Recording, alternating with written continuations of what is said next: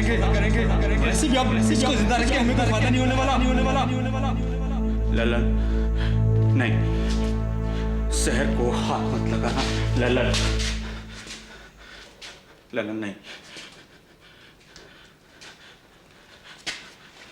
बादशाह भाई, आप इस लड़की के लिए मुझे। ललन, तुम समझते नहीं हो, मलिका अब भी हमारे काम आ सकती है। अगर हमें छोटे शाह को बचाना है तो शहर का जिंदा रहना बहुत जरूरी है। बादशाह भाई, नहीं ललन, बस तुम अंदर जाओ, कल बात करेंगे।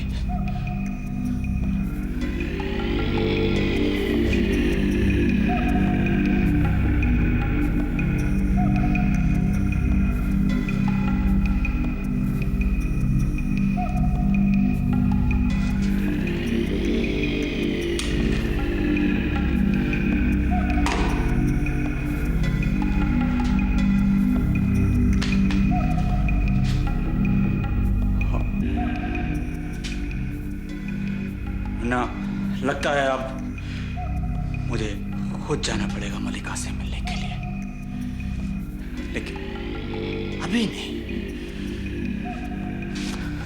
उसको थोड़ा इंतजार करने दो, थोड़ा और तड़पने दो। देखना मुन्ना, फिर हम मलिका से बात करेंगे। मलिका सरकारी वकील नहीं, छोटे शाह की वकील होगी। मलिका अब हमारा केस लड़ेगी।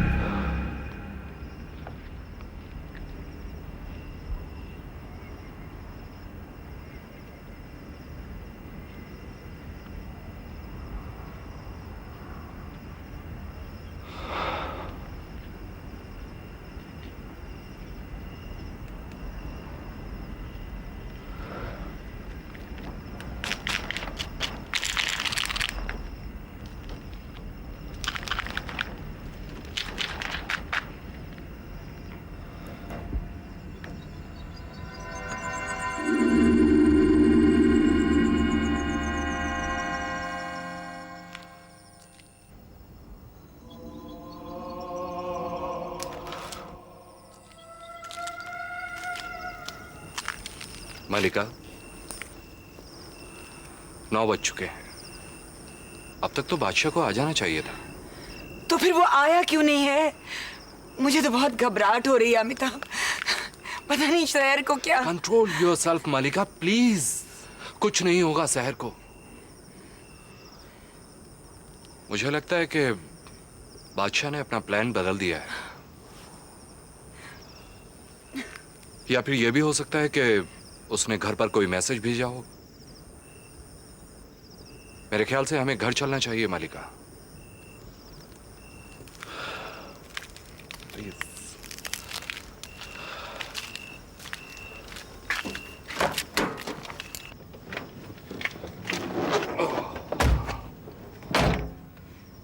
एक बात तो तय है मलिका, हम तक मैसेज पहुंचाने की हर मुमकिन कोशिश तो बादशाह भी कर रहा होगा।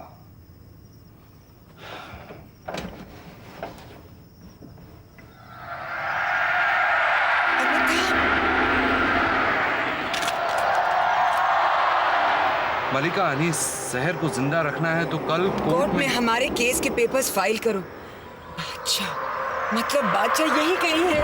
मलिका, मलिका रुको। मलिका, रुक जाओ। तुम समझते क्यों नहीं अमिताभ? अगर बादशाह यहाँ है तो मेरी शहर भी यहाँ होगी। मैं क्या समझूं मलिका, मैं क्या समझूं? शहर यही कहीं नहीं है, शहर यहाँ नहीं हो सकती। आप होश में आइए।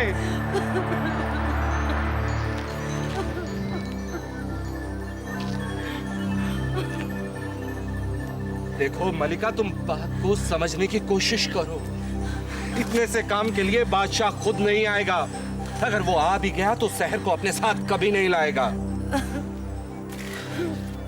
मलिका, आप ठीक उसी तरह बर्ताव कर रही हैं जिस तरह की बादशाह चाहता है। वो यही चाहता है कि आप इतना तड़पे, इतना घबरा जाएं, इतनी डर जाएं कि आप खुद ब खुद छोटे शाह को बचाने की तरकीब सोचने लगे।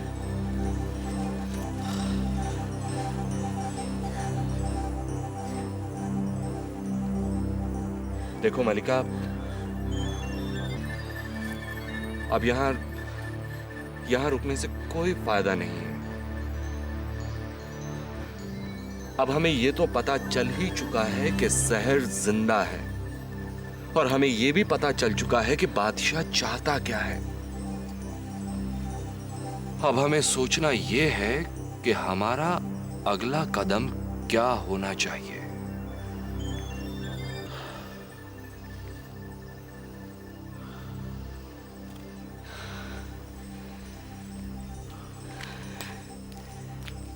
मैंने सोच लिया है अमिताभ, मुझे ये केस लेना होगा। शहर के लिए मुझे उन लोगों को बचाना होगा, या कम से कम बचाने का दिखावा करना होगा, तब तक जब तक परितोष उन लोगों को पकड़कर शहर को आजाद न कर सके। मलिका ने छोटे शाह का केस ले कैसे लिया? यही तो मैं भी सोच रहा हूं। आज कोर्ट में भी काफी चर्चा थी इस बात की। पर क्या वजह हो सकती है एमके साहब? पता नहीं, मिलना पड़ेगा एक बार मल्लिका से। मुझे तो लगता है ये कोई राजनीतिक पैंतरा है। मलिका ने ये सब कुछ तो कर नहीं सकती, उसके पीछे कोई ना कोई खड़ा है। देखिए, मल्लिका ऐसी भी नहीं कि किसी राजनीतिक गुट से मिल जाए और ऐसी चालें चले। इंसानी फितरत का कोई पता नहीं लगता है एमके साहब। अगर एमके कुलश्रेष्ठ राजनीति का शौक रख सकते हैं तो मलिका अनीस क्यों नहीं? पता चले या ना चले, पर मलिका अनीस का कुछ ना कुछ तो इंतजाम करना ही होगा।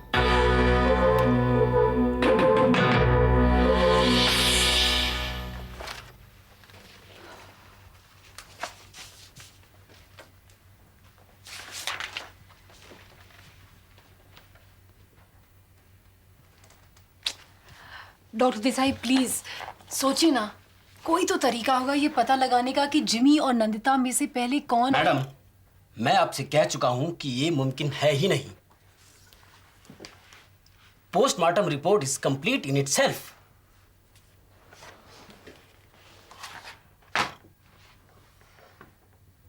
हाँ, ऐसी सिचुएशन में मैं इतना जरूर कहूंगा कि अगर आप सुसाइड के दूसरे पहलुओं पर गौर करें तो शायद आपको कुछ मदद मिल सकती है।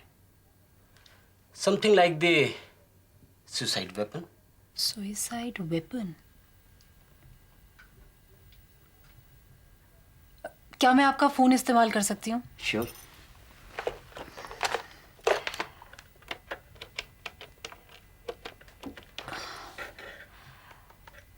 क्या मैं डॉक्टर नौटियाल, फिंगरप्रिंट एक्सपर्ट से बात कर सकती हूँ?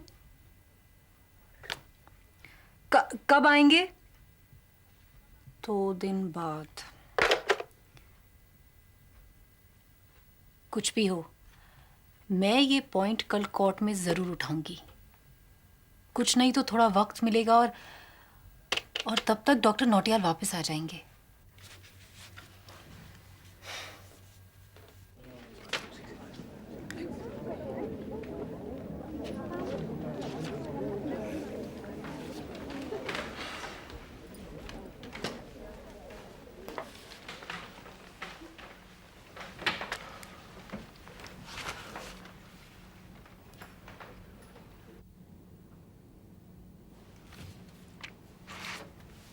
मिस्टर सूरी, कोई दलील नहीं, कोई सबूत नहीं, कोई गवाह नहीं।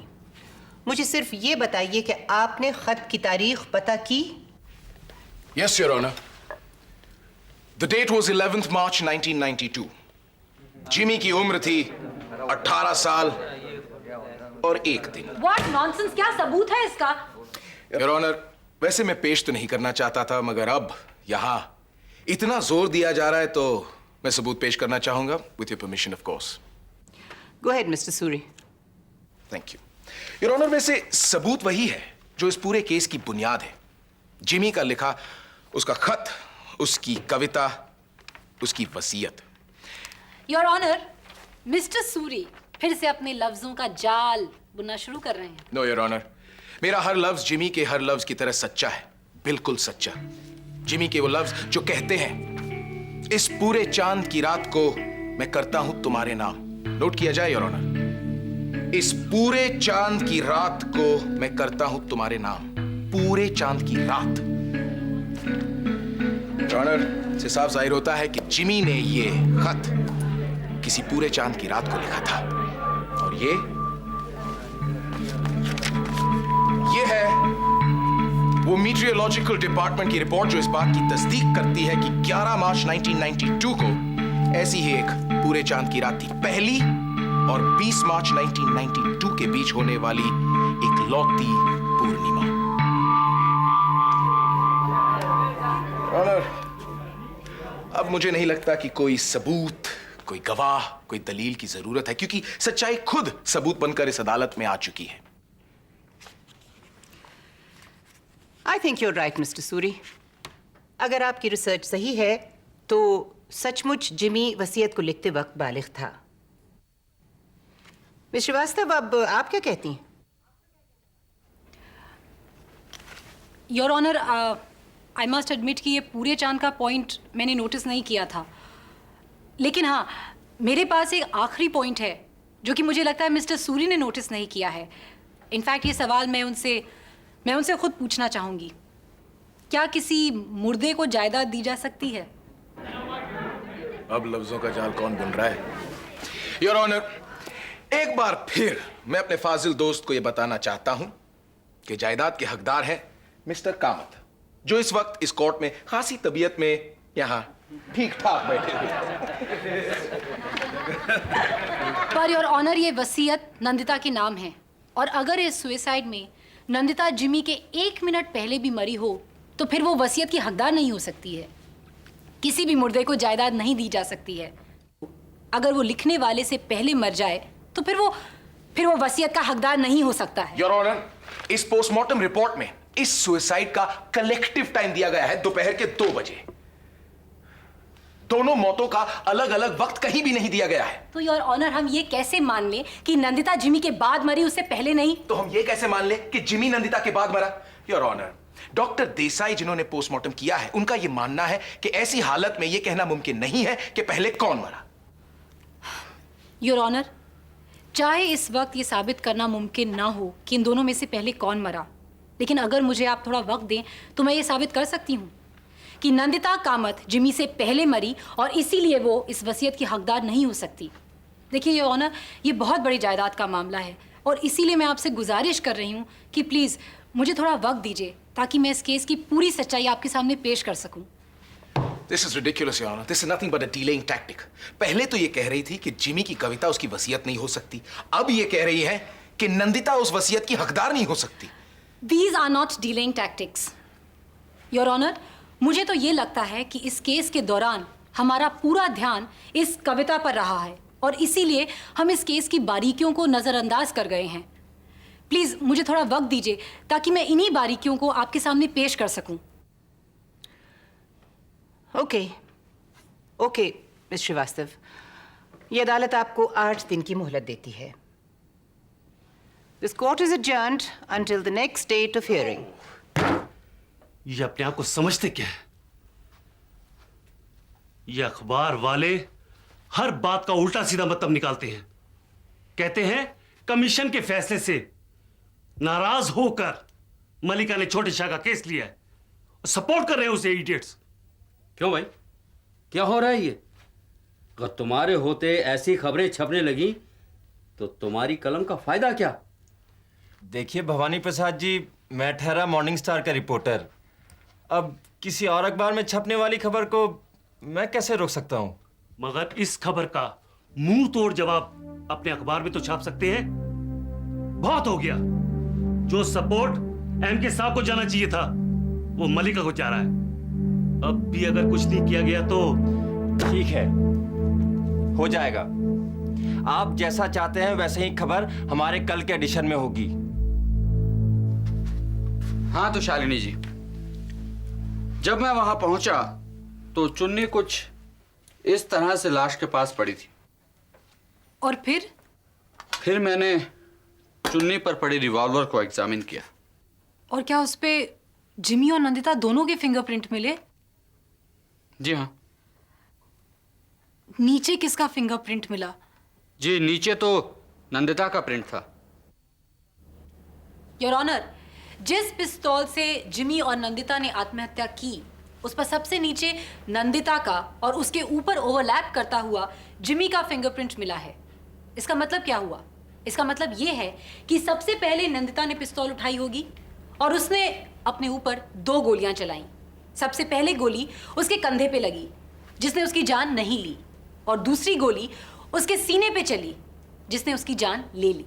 इसके बाद उसके दोस्त जिमी ने पिस्तौल उठाई और उसने ठीक अपने सर पर वो गोली चलाई जिसने उसकी जान ले ली। मिस्टर नौटियाल, आपने अभी अभी अपने बयान में कहा है कि पिस्तौल के एग्जामिनेशन पर आपको नंदिता के प्रिंट्स पर जिमी के प्रिंट्स मिले। जी हाँ। क्या यह सच नहीं कि जिमी के प्रिंट्स को हल्के ओवरलैप करते हुए आपको एक तीसरे फिंगरप्रिंट भी मिले? पर वो प्रिंट तो... तीसरा प्रिंट मिला या नहीं? जी हाँ, एक थर्ड प्रिंट मिला तो है, पर वो बहुत ही हल्का प्रिंट है। अब आप हमें यह बता सकते हैं कि वो तीसरा प्रिंट किसका है? जिमी का, नंदिता का या किसी और का? जी वो प्रिंट तो नंदिता का ही लगता है। It's all quite simple your honour.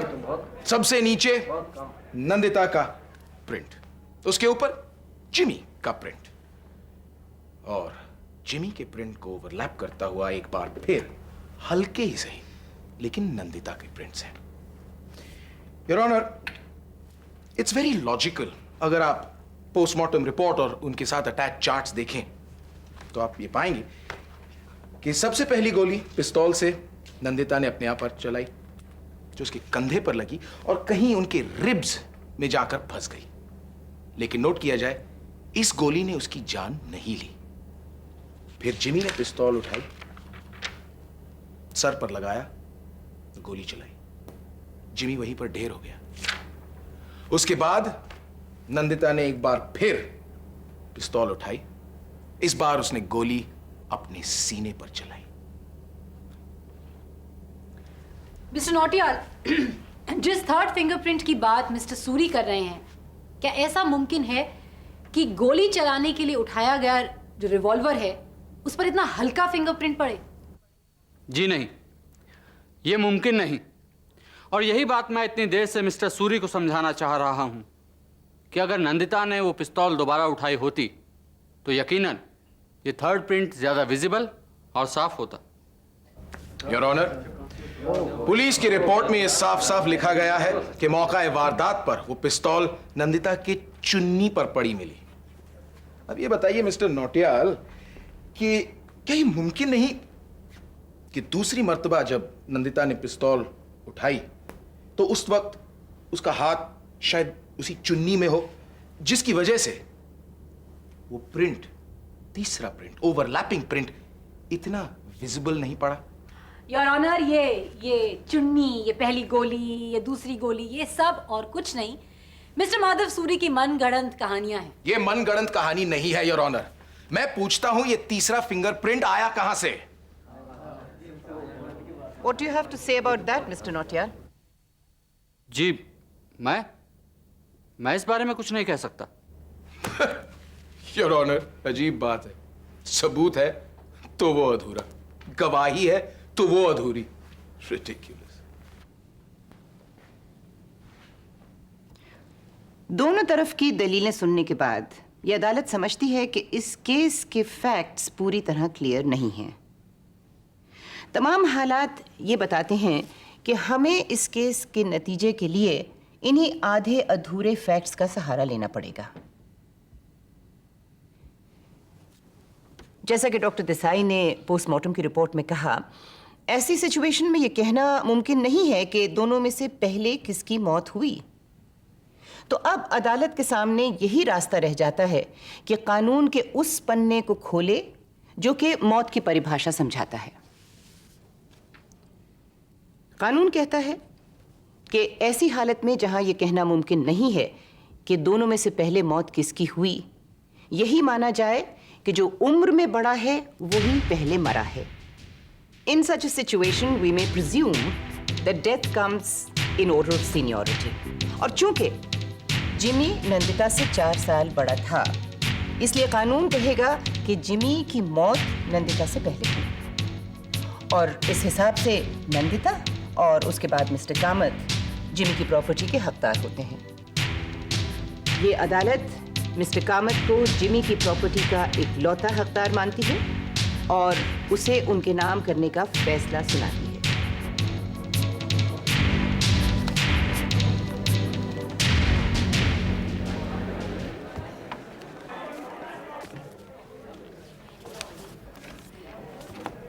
देखिए, हमने तो अपनी तरफ से पूरी कोशिश की, फिर भी क्या कर सकते हैं। शालिनी जी, वो जिमी की सारी प्रॉपर्टी अब आपको ज्यादा दुख किस बात का है, जिमी के जाने का या उसकी दौलत का?